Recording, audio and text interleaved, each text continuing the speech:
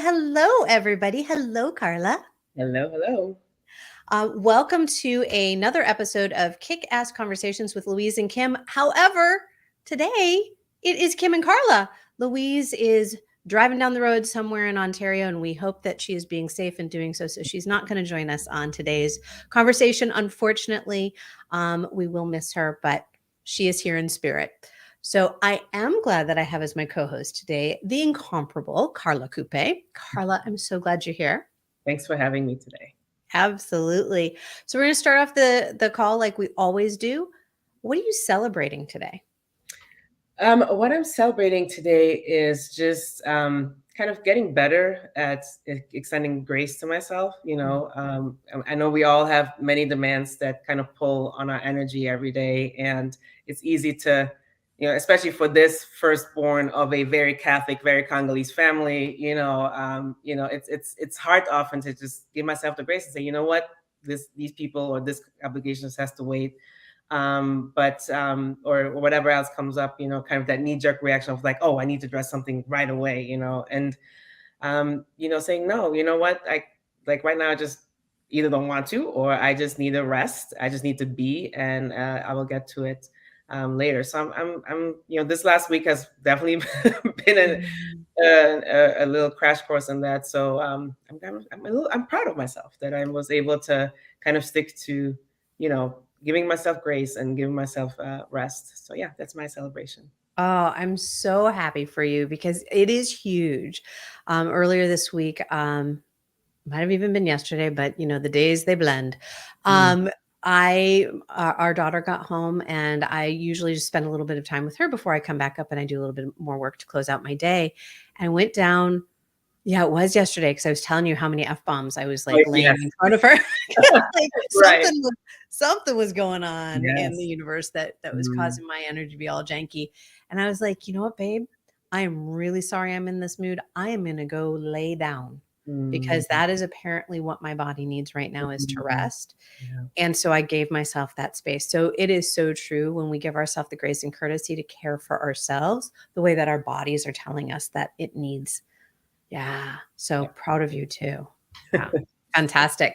So for me, I am celebrating leaning deeper into areas that I have felt called to, but I've also felt intimidated by.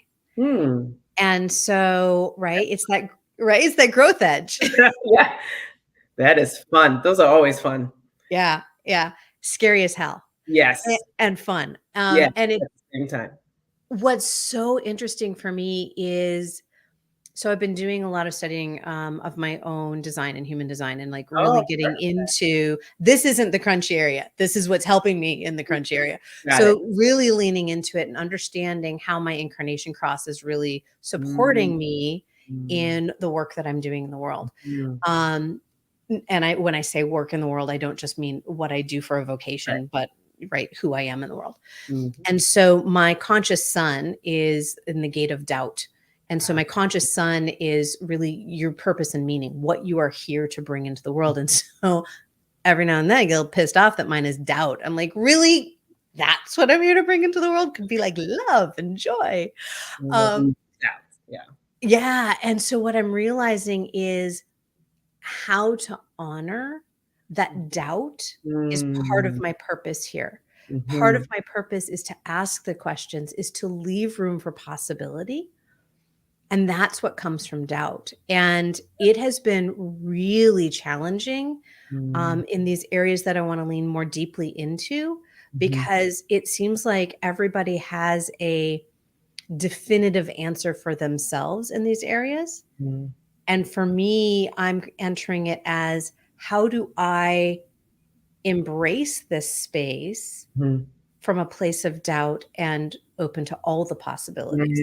Yeah, that's interesting. I mean, as we were talking, I'm like, doubt really is inquiry, right? Like you're asking, and it's understanding that doubt, from which point does this, or from what kind of root does the inquiry come or start, right? Is it out of fear? Is it out of self-protection? Or is it just of, I just don't really know what this is, right? And let's hop in and figure it out, or like explore it, and whatever wherever we may come out of at the end, right? So doubt really, I think the initial reaction is something that it is something negative, but really it's an analysis, it's an inquiry, it's a question that you're having, right? And then it's like, well, why do I have this question, and which part of me is it coming from, and that's just really cool. Like it's really it's like you said, but I don't disagree. Stuff like that is scary, but also fun Right. because you don't know where it may lead you, and that's the fun part of it. Yeah, and it is, I love that. Thank you for that offering of the word inquiry, because that's exactly how it feels. Mm. It feels like I don't have to have a definitive answer. I am Mm. okay with existing with doubt, with Mm. existing in that place of yes and. Yeah, yeah. It's And that's not an easy place. exactly. It's not how we're trained and programmed, to do anything. There has to always be, a start and end, and then some conclusion or result. And most of life is not that, and that's where we mostly get frustrated or feel like a failure or whatever, because we don't come to this final piece of information or to kind of that end point, right? And it's like it's not about the end point, right? Like the learning, the growing, the expansion really happens in the process, in the breathing and living that, right? Like and again, like releasing that need for a final answer, So yeah, it's definitely uncomfortable because we're just not wired. Well, maybe we are wired. I'm going to correct myself. We are wired to do so, but we're being programmed even from childhood on that that there has to be this final thing, and that's just not how life works. That's not Yeah. how nature works. So why should we? So yeah. Absolutely. Well, and it's interesting. So we're going to get into your background here in just a second. So, but both of us are attorneys, right? I'm a practicing recovering attorney, and you are currently right working in the world of law. Yes. So, in law, right, in the practice of law, we look for those definitive answers. Now, we do it through inquiry. We do Yes. it through looking at where are the possibilities, Yes. and yet it's working towards having a Exactly. definitive answer. Yeah. Yeah. and So, and oftentimes the answer or the solution, and that's why, you know being in law, the realm of it, is like nothing is, black or white, nothing is this or that. There is always that both and, right? Or or in some cases, neither side will be happy, right? Like there will be an outcome, yes, but there is again this nothing can be definitively good or definitively bad. Like I don't care what type of law you look into, and it's just, again, it mirrors, again, obviously there's the structural, there's the systemic and everything, and the very like male oriented or masculine oriented, but again, a lot of that also has very feminine undertones, right? Where there is this kind of balancing of, well, nobody wins, nobody loses, or obviously outside the case of like egregious inequities, but that's kind of it, right? Like it's seeing, well, from how many perspectives can you look at this one point, or at this issue or this problem,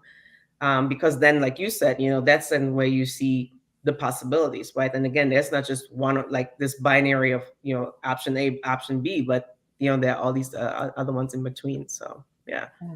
The world is not binary, and that's yet we keep trying as humans, we keep trying to make it so. it's insane. It's literally an exercise of insanity. I don't know why we still don't understand that, but who Right am with you on that.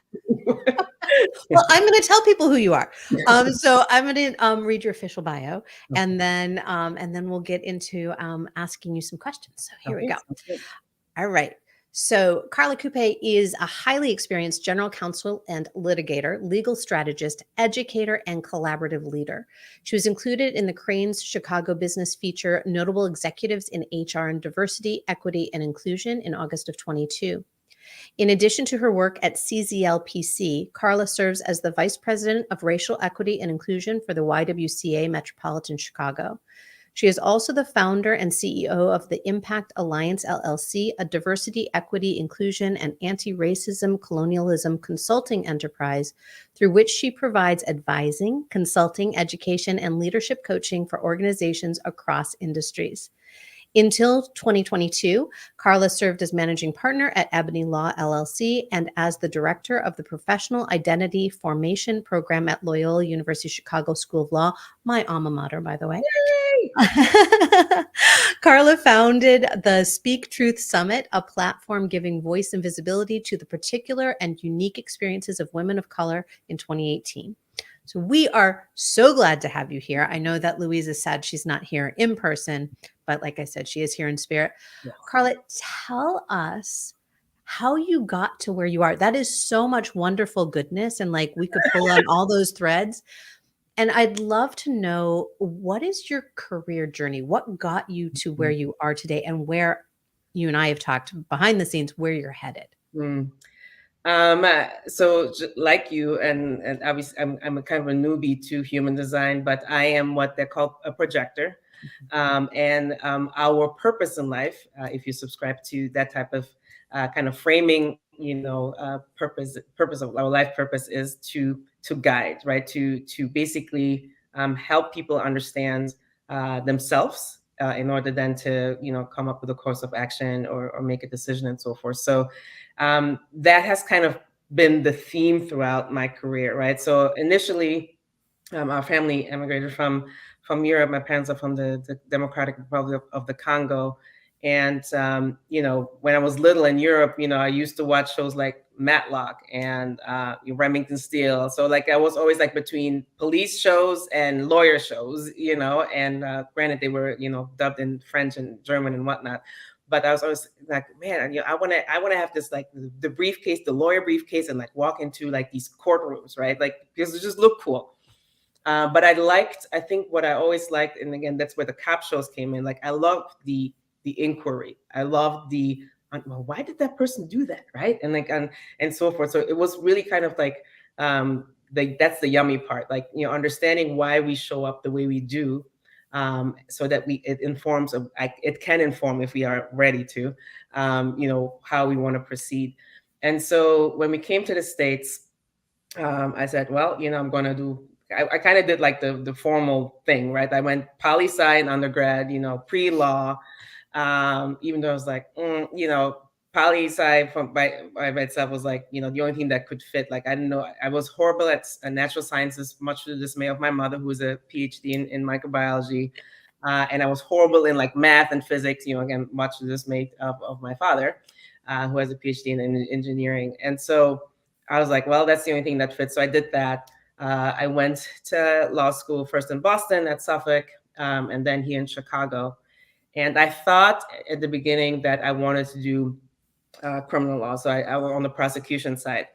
By the time I was done with first year and into second year, I'm like, Then the whole thing of the, Black woman going through law school and examining all these systemic and legal frames, I'm like, I don't know if I'm cut out for that, because I don't think my soul or heart would be able to be able to deal with that. But out of law school, I started, my first job was at the City of Chicago Law Department, and I was first in the kind of buildings and licensing division, where I was on the prosecutorial side of building code violations, right? So first it was kind of like small things, but then it was more like, evacuating whole buildings because, slumlords were not, kind of doing their job, upkeeping and keeping the properties and safety violations that were impacting people's lives. So I started to see, like, there's more than just kind of these like preset like law things that I want to do, that there were bigger issues that I wanted to kind of dive into. But again, the lawyer thing, being a lawyer, really was not something that resonated with who I fully am, right? And maybe that's also why I have left the profession in the sense, or not actively pursue it anymore, was because of that. Because I didn't feel like the mechanisms or the frameworks in which we attorneys operate were flexible enough and inclusive enough. And we're actually, the opposite of equitable. They were restrictive, they were oppressive. And I'm like, well, we're not really getting to, the impact that I want to have.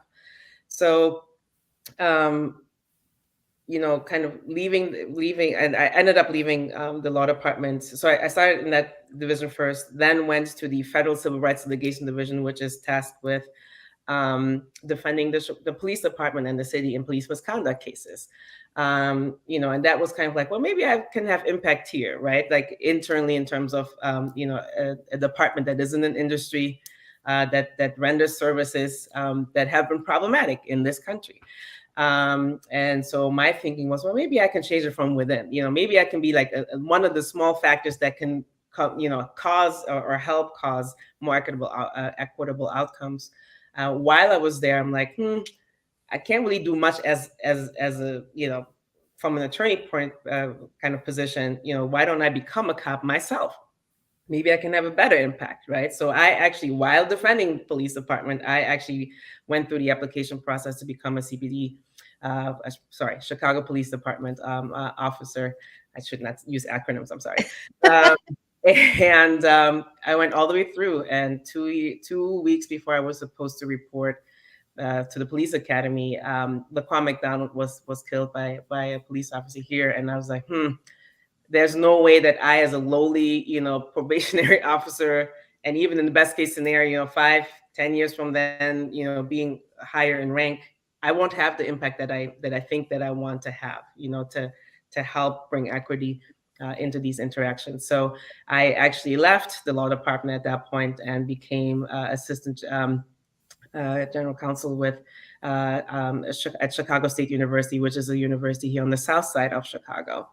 So I did Title IX there, helped assisted our GC there, which was great, right? Like I always loved being in an educational environment or in a learning environment. So it was great to be around faculty, be around students, and help make that environment safer, right, and more inclusive and equitable. Then came a small kind of full circle moment where the Office of Inspector General here in Chicago, by consent decree that was imposed on the Chicago Police Department, had to have somebody on staff to look into issues of bias and discrimination at the Chicago Police Department. So people were like, Carla, this just sounds like this is like kind of full circle for you. This is kind of the like an impact moment that I was waiting for. So I applied and was the first one to sit in that position. So it was brand new, so that was very a big deal for me. So I was there for, I think, about a year, a little bit over a year. While I was doing all these things, I did also the Impact Alliance. So that's when I started to do the equity and the DEI consulting. And I felt more and more, you know what, Carla, this is really the best way, or at least for me, to have impact. Not part of, be that an entity or an organization, but rather as myself, because it was very important to me, or what I saw was that I needed to be able to speak my voice, my truth, and be as blunt as, I guess, a Scorpio likes to be. And I couldn't do that with the restrictions of like being somebody's employee. So that is where we kind of were catapulted to this present moment where my business partner, but also longtime friend, also attorney, we decided to form our own law firm and legal services consulting. Legal consulting services. So because of that, we're both women of African families. We're both attorneys. We're both law faculty. And we just have seen, and continue to see that the work really needs a lot of folks supporting it. So it was really kind of, and again, obviously, I'm still an attorney. My my license is active, but really my heart and my energy really go towards the consulting, because I feel like that's where I can have the most impact and can help folks do that kind of self inquiry. To then, especially when they're in leadership positions, and that's really what I enjoy doing, right? Because it goes to having folks have difficult conversations once they have kind of had the time to really understand who they are and how that shows up in the workplaces that they either are part of or are managing or are leading, and have folks listen to each other, that usually would not be on the Zoom call or in the same conference room, and say, okay, well, how does it feel to be you in this organization, right? CEO or front desk staff or manager, right? And really understanding how things like intersectionality, bias, power, privilege, oppression, and harm, show up in the workplace, and having conversations that we haven't had, or never really, in a more open and maybe transparent way. But since I think COVID, and the way that has kind of impacted how we do work or how we work with each other, it's kind of this special moment to push these conversations right now. And so that's basically how we came to where we are today. So long-winded story to say that I went to law school to not do law, actively. And that's it. Well, I can feel the same way, right? I went to law school, I practiced law, and very much like you, I found how, like, I can't impact the world from within the system. So how do I find my way into a place where I can create the impact that I know I'm meant to be making? And that's not from an egoic standpoint. That's a, like, I am here for a purpose. And it Yeah. is, I remember being a little kid in Massachusetts, Amherst, outside Amherst, Mass. So not exactly rural, but not urban by any stretch of the Right. imagination. A university town, and a fairly white, fairly privileged area of the Mm, country. mm, And here I am, little white girl, fairly privileged, right? And yet I knew and could see all of the inequities that were happening. mm, I saw it so clearly, and nobody could answer to me why it was happening. Right? No, yeah, nobody had an answer for me. And so right, from right. a very little girl, I knew that I was here to do something about the Mm, inequities that I see in the world, somehow to bring humanity back to itself. And so I did. I tried to do it through law. First, I tried to do it through entertainment, right? To create deeper conversations. Thank God for Lin-Manuel Miranda, who has finally broken mm, some of that down. We're starting to be able to have more conversations again through the theater and film, because we right. went through a very long time where it was just, it was fun, but not exactly meaty. Exactly. Yep. Then I took myself to law school for the same reason, right? And was a practicing attorney Mhm. for the same reason, but not impacting change. Then I was in the Mm, nonprofit sector, still not impacting change. So I love through your story, what you shared is how you get to that place where you're like, no, I know I'm meant to be guiding in the world in a way that is here to facilitate change. mm. And you're finding your way there to do it. You also just celebrated an anniversary. Do you want to share that? Yes. So like I said, even though Chipo, my business partner, and I have been doing this work for years, we just actually, in terms of our new firm, just crossed over. And we started our second year of existence. So really excited to be in a room with clients, family, and friends, and those who basically like our village, right? Like that has supported us through the different phases of our career, and we're all in the room, and we're very excited for us to have formed this latest venture and platform. So it was really great, really, really. I'm still very, like, buzzing from it. I feel very full right now, just seeing how Yay. many people have either been impacted by us or have support and or have supported us. I love that for you. And I'm so excited to see where you're going with all that you're doing. So, one of the things you mentioned as you were sharing your journey, you touched on communication, right? You Mhm. touched on how we start to have these conversations, and the focus of our discussion today is this idea of empowered communication.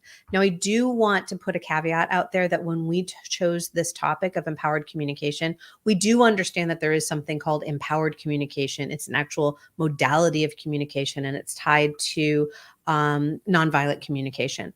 We wanted to talk about it a little bit broader in terms of empowered communication. And I'd love to know, kind of, in the conversations and in the spaces that you are, where does empowerment come in terms of the conversations that need to Mhm. be had? I think empowerment, and again, that it will look different depending on your identities, right? And the intersectionality thereof. Some of us have been taught from little on, either through culture or, society, that our voices are not to be heard.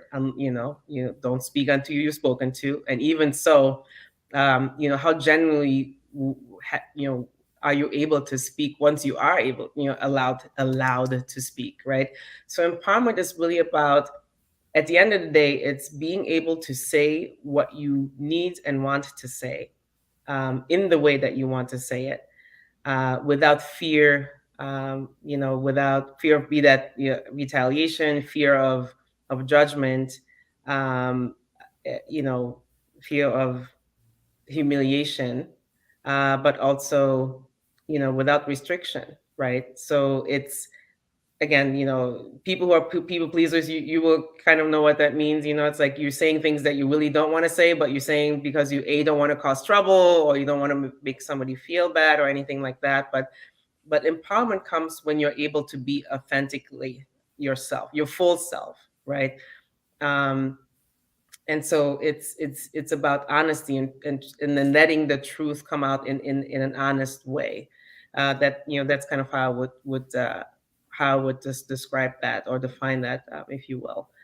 Um, it is always interesting to see, how empowered a child may feel, in terms of what they're saying, versus a teenager, a young adult, and then, older folks. And usually what we hear, I'm in my early 40s. It's like, well, I really don't care who thinks what about what I say, because I will still say what I want to say, the way I want to say it. But kind of going back to my previous comment, I knew that in certain settings or in certain positions that I was holding, that I could not do that, right? And even though I knew that, um, uh, what the right thing was to say, and again, that's usually my truth, and I will speak it.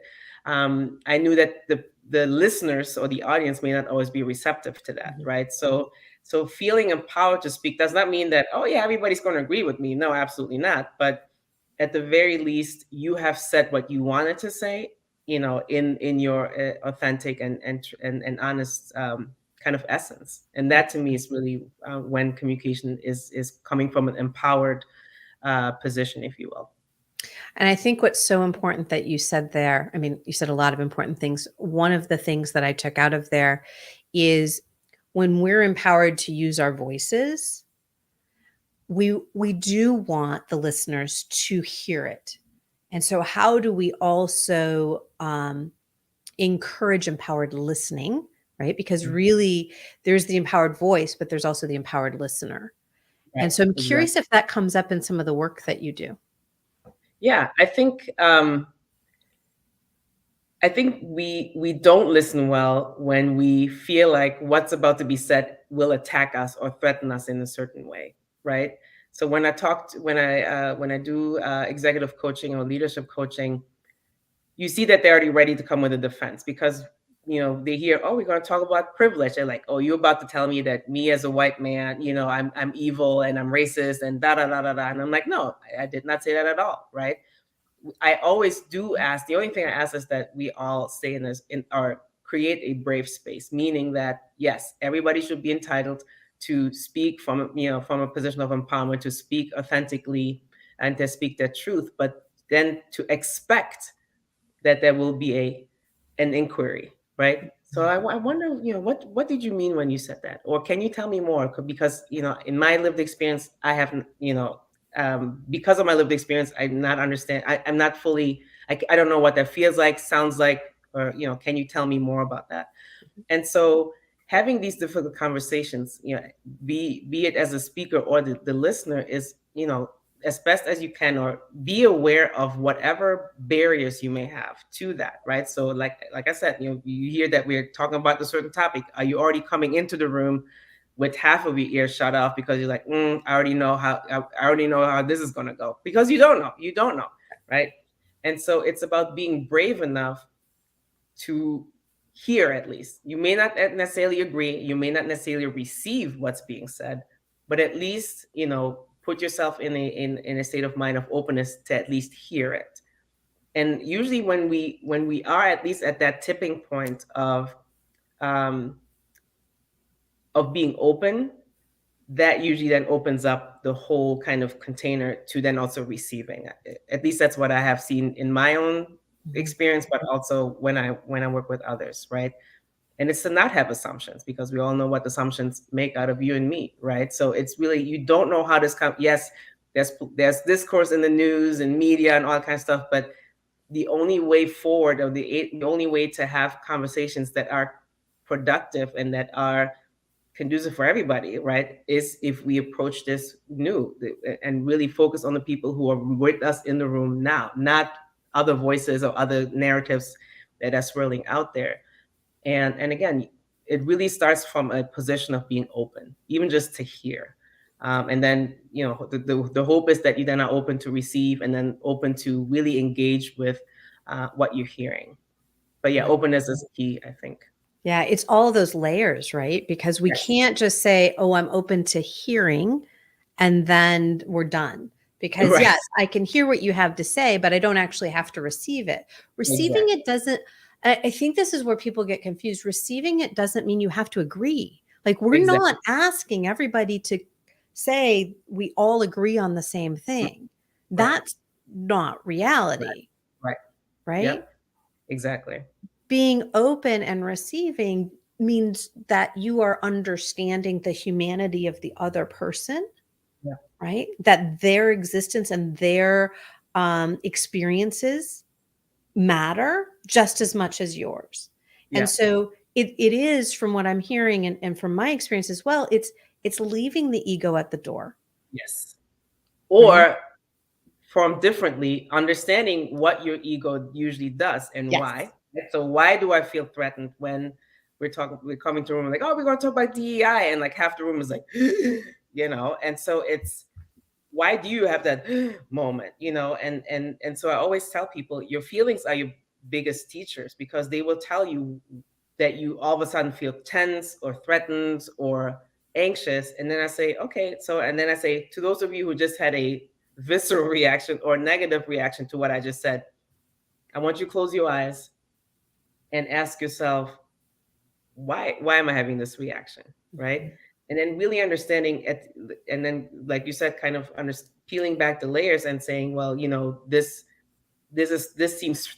seems, or I perceive this to be threatening to who I am. Mhm. You're going to tell me I have to be better, like a different person. No, that's not what we're saying, but it's understanding what our ego tells us, in these conversations, what our programming, our upbringing, our values are telling us, or how they're activated in these conversations, so that you can understand why it is difficult, or easy for you to hear, to receive, right? Mhm. But you have to kind of know yourself, before you can understand somebody else, because you want to be aware of what your barriers, that self-imposed often barriers, are that you have in these conversations.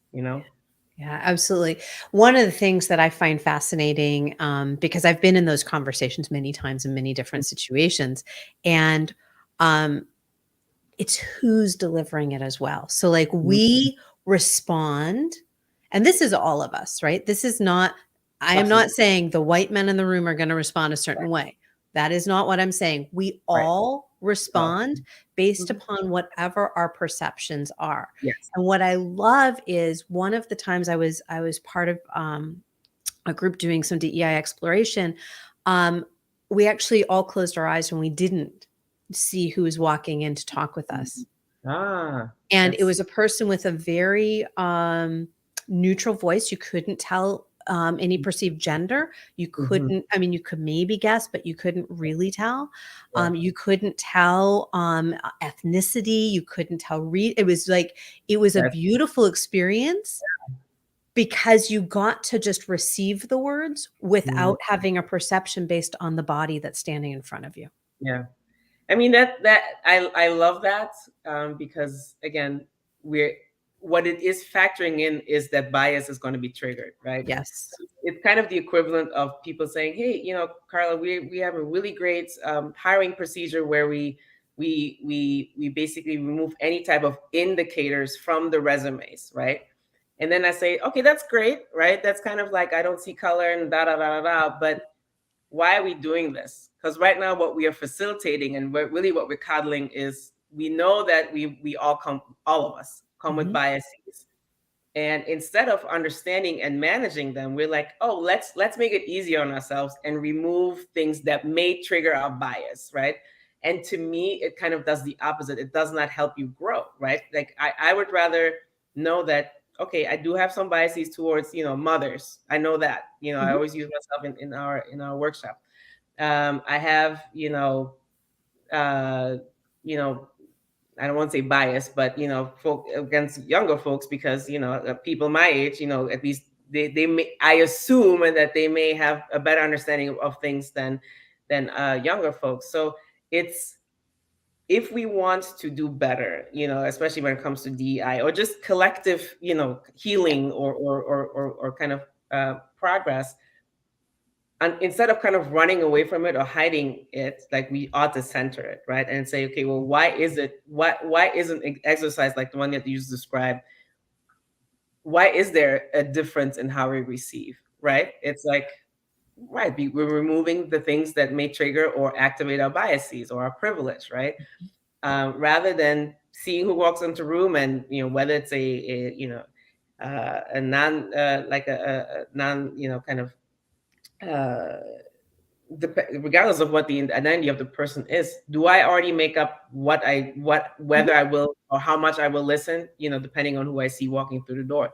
Mhm. So it's always interesting. I like those exercises, but then I'm like, but we are not really calling ourselves out in our, in our biases. And usually then, I will use that and I say, okay, well, what are you afraid of? Like, if you see a certain name on a resume or a certain address or a certain alma mater that person lists, does that mean that you're going to be more favorable now, and you will not kind of, assess all your candidates, kind of in a fair way?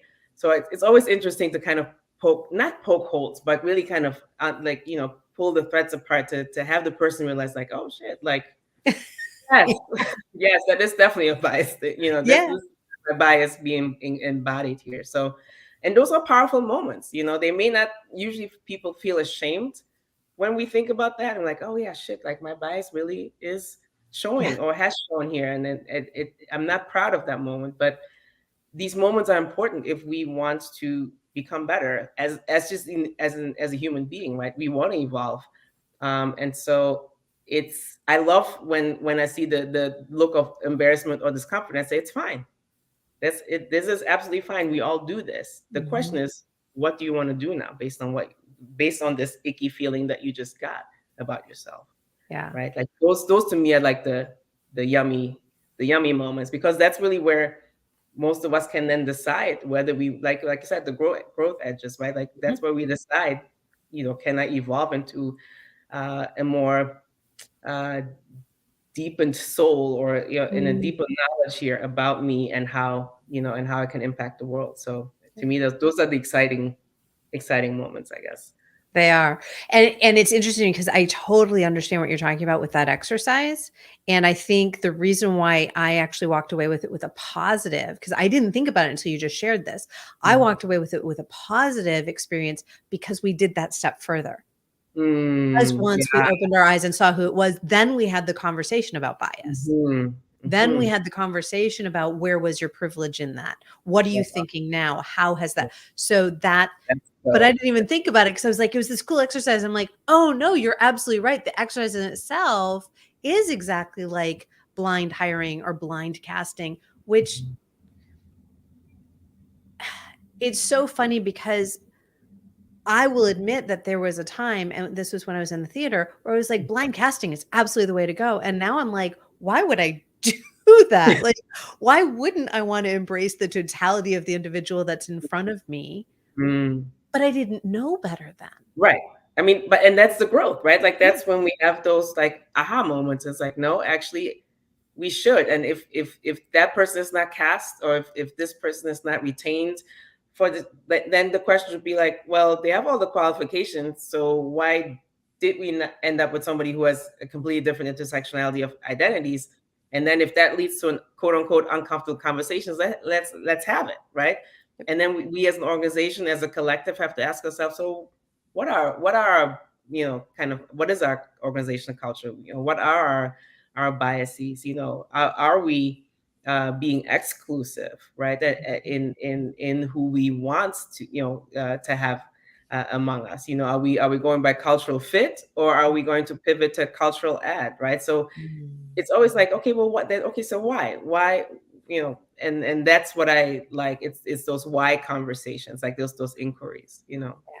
Yeah. It's so interesting because we keep dancing around like this idea that when we were talking at the beginning of inquiry and doubt, right? How do Hmm. we poke those holes? Because you even use those words, poking holes in it, which that's casting doubt. That's creating it, Yes. and right, which we Yeah, initially think of as negative, and yet we both agreed actually creates more possibility. exactly. Yeah, that's nice tying it together, Kim. Yeah, no, I love There's that that little too. bow for you.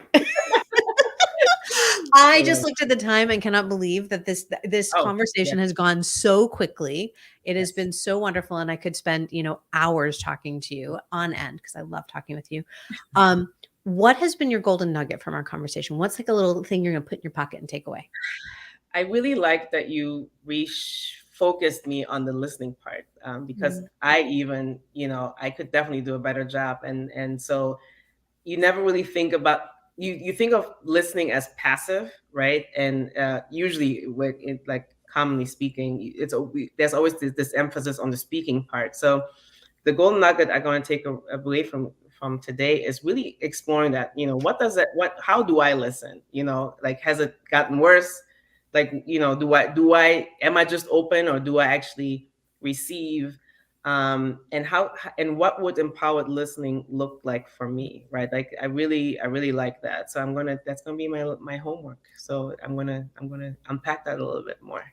I love that. And it is just like the rest of the conversation that we've been having, it is so dependent on circumstance, Yeah. right? Mhm. Sometimes it's really hard. We're sitting there and we're just trying our best to stay present.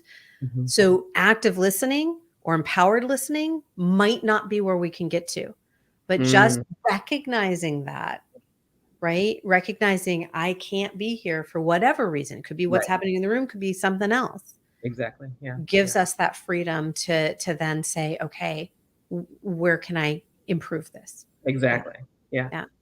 Love it. And my golden nugget was that, oh yes, that totally could have been a moment of bias versus in a moment of growth, and Mhm. understanding that it's the totality of the conversations that Mhm. we have. Yeah. So, right, empowered listening and empowered vocalization, empowered sharing Mhm. is really what happened in that conversation. When I think about my own experience, but what you had shared back to me around our bias and privilege around through that, right? Like if we were doing it all blind, Right. for me to have that opportunity to see, oh no, it actually has to be about allowing for the totality of the conversation to happen, for that growth to happen. So good stuff. Carla, where can people find you in the world and how can they get more of your goodness? Absolutely. So you can visit us on our website. It's czl-pc.com,